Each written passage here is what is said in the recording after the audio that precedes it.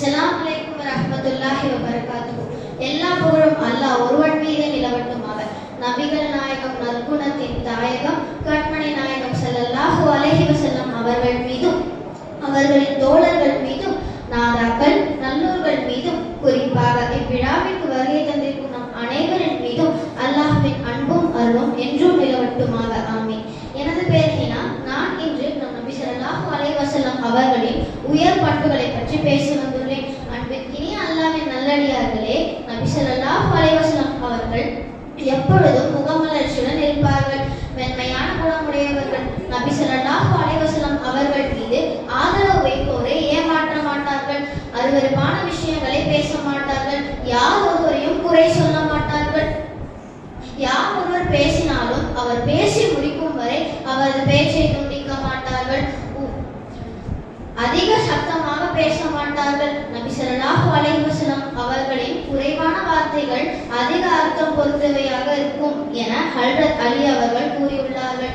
நபி ஸல்லல்லாஹு அலைஹி வஸல்லம் அவர்களையே அல்லாஹ் தஆலா ரசூலுல்லாஹ் முதலில் ஒளியாக படைத்தான். நபி ஸல்லல்லாஹு அலைஹி வஸல்லம் அவர்களிடம் எது கேட்கப்பட்டாலும் ஒருபோதும் இல்லை என்று சொன்னதில்லை. நபி ஸல்லல்லாஹு அலைஹி வஸல்லம் அவர்கள் மிக வெட்கமுடையவர்களாக இருந்தார்கள். அவர் சுபு தொழுகைக்கு பின் சூரியன் உதயமாவதற்கு முன்பு தான் தொழுத இடத்திலிருந்து எழுந்திருக்க மாட்டார்கள். நபி ஸல்லல்லாஹு அலைஹி வஸல்லம் அவர்களிடம் மக்கள் நெருங்கி பழக முடியும். நபி ஸல்லல்லாஹு அலைஹி வஸல்லம் அவர்களின் வியர்வை துளிகள் கஸ்தூரியை போல் மணக்கும் என ஹஜ்ரத் அனஸ் அவர்கள் கூறியுள்ளார்கள்.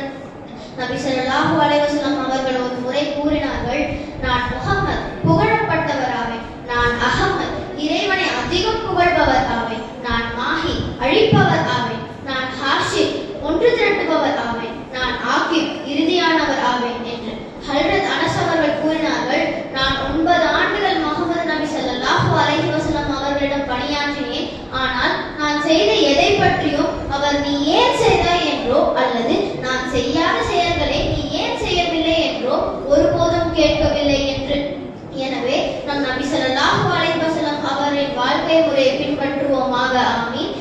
எனக்கு இங்கு பேச வாய்ப்பளித்த ஹஸரத் அவர்களுக்கும் ஜமாத்தார்களுக்கும் நன்றி கூறி விடைபெறுகிறேன். அஸ்ஸலாமு அலைக்கும் வரஹ்மத்துல்லாஹி வபரகாத்துஹு.